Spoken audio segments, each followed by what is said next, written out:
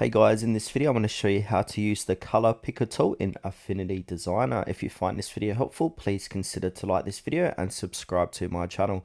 In saying that, let's just jump straight into the video. Okay, so now to use the color picker tool, we need to come over here and click onto the color picker. So it's on the left hand side, color picker tool. Now go ahead and find a color you would like. So for example, we can scan this image so you can see the color. And you can see it changing. So if I go ahead and click on the puppy's nose, if I go ahead and click onto, say, the darker part, you can see here on the far right, that's the color here. So say, for example, I've got an image, but I want, say, one of these images to match the color that's inside of this tool here. So what I can do is choose that color. So if I want to use like a yellow, so I'm going to click on that yellow, like that, and you can see the yellows here.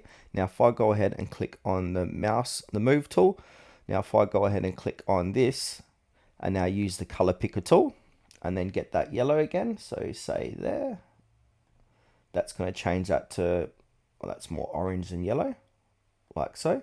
And now likewise I can click on the move button, click on this black square or rectangle. Now if I want to change this to the same color as the puppy's tongue, I can. So I'll select that, use the color picker tool again. Now I'm going to click into the puppy's tongue, so it's like a pinky color, and there you go, that's changed the color of that rectangle to match the color of his tongue. Now also, once you do that, it's going to give you a color code here too. So this is a color code for that particular color, and likewise I can use, go ahead and click onto that rectangle, and then it's going to give me that color. So that's that color code there, and you can see it on this spectrum.